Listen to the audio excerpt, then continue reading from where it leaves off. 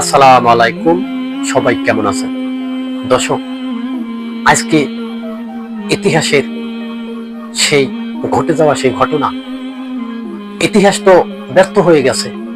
ইতিহাস ইরান তৈরি করে দিল। কিভাবে তৈরি করে দিল?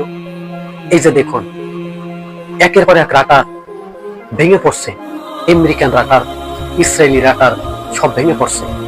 তবে ইসরায়েলিরা আমেরিকানরা এখন বলে যে ইরান কি করে পারলো আমার এই রাটার, মিলিয়ন মিলিয়ন টাকার লাখ রাটার শেষ করে দিয়েছে ইরান। আসলে এত ইরান শেষ করে নাই, এত আল্লাহর প্রতিশোধ নেওয়া শুরু হয়ে গেছে। এই ইরানের যোদ্ধা যারা আছে তারা কিন্তু মেইন কথা হয়েছে ইমান নিয়ে কিন্তু যুদ্ধ করতে আছে। তারা কিন্তু যুদ্ধ করতে করতে করতে করতে ফিলিস্তিনের আলাক্সা বিজয় ঘোষণা করবে। দুনিয়া কিন্তু সেদিকে যাইতে আছে।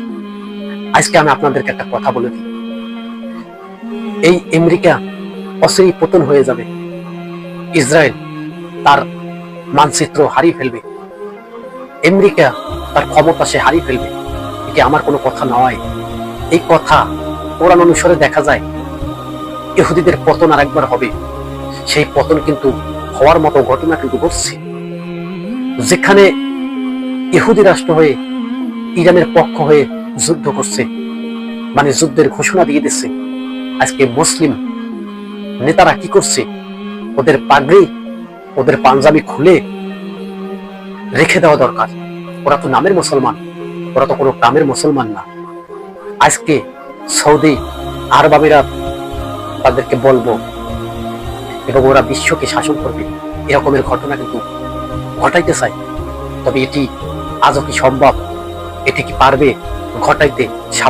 সামনের ভিডিও আপনাদের সামনে নিয়ে হাজির হব যে ইসরায়েল ইরান এই যুদ্ধে কি ইরানকে পরাজয় করতে পারবে। তবে এটি সত্য, আমেরিকার একের পর এক রাটার ধ্বংস হয়ে গেছে, ভেঙে পড়ছে। এটি আল্লাহর সেই প্রতিশোধ। এই আমেরিকার কারণে পুরো ফিলিস্তিন শেষ। ফিলিস্তিনের দিকে তাকিয়ে দেখেন, ফিলিস্তিন শেষ। এর ঘটনা কিন্তু বোঝার কিন্তু উপায় নাই যে ফিলিস্তিনের মতো ঘটনা কিন্তু ঘটিয়ে দিছে ইসরায়েলেও ফিলিস্তিনের মতো ঘটনা ঘটিয়ে দিছে ইরান। দেখুন আল্লাহর প্রতিশোধ দেখুন। ফিলিস্তিনকে মাইরা মাইরা শান্তিতে বড় বড় দুধ, উট, গরুর গোস্ত, মুরগি, পোলাও, কোরমা তারা খাচ্ছে, আর ফিলিস্তিনের মানুষ তারা ঘাস খেয়ে বাঁচছে। আজকে তার প্রতিশোধ নেওয়া শুরু হয়ে গেছে। আমরা মনে করছি যে যুদ্ধ থেমে যাবে। না না, এই যুদ্ধ পুরা মেরে নিষ্ঠে ছড়িয়ে পড়বে। ইরান কিন্তু পুরা গরম হয়ে গেছে। ইরানের শরীরের ভিতরে রক্ত টকবক করে ফুটছে। ইরানের কথা একটাই, রক্তের বদলায় রক্তর প্রতিশোধ নেওয়া হবে। তবে কিন্তু প্রতিশোধ নেওয়া শুরু হয়ে গেছে। এই ইরানের যত বাহিনী আছে তারা কিন্তু জানে এক এক করে তাদের নেতা কিন্তু সব হারিয়ে ফেলছে। ইরান বুঝতে পারছে এখন যদি এই যুদ্ধ থেকে যদি পিছিয়ে পাওয়া যায়, একের পর এক নেতা মেরে ফেলবে। কে? America, Israel.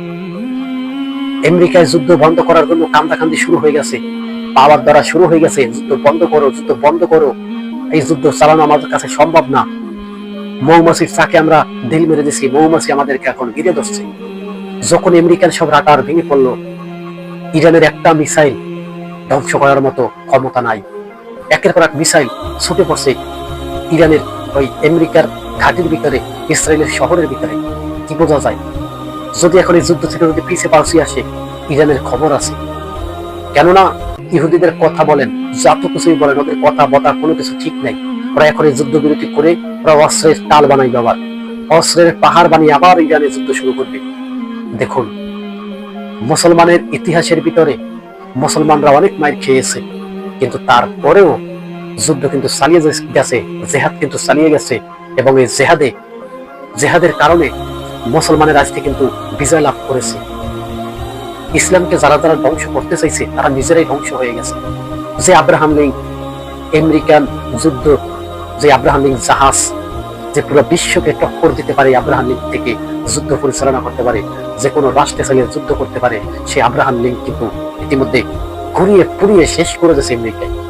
যে আব্রাহাম লিঙ্ক এখান থেকে যুদ্ধের বিমানগুলো ল্যান্ড করতে পারে, এখান থেকে যুদ্ধের বিমানগুলো পুশ করে উড়ে যেতে পারে, আক্রমণ করতে পারে, সে আব্রাহাম লিঙ্কন যুদ্ধের জাহাজ কিন্তু ইতিমধ্যে ইরানে ধ্বংস করে দিয়েছে, আগুন লেগিয়ে দিছে, অনেক নাবিক মারাও গেছে।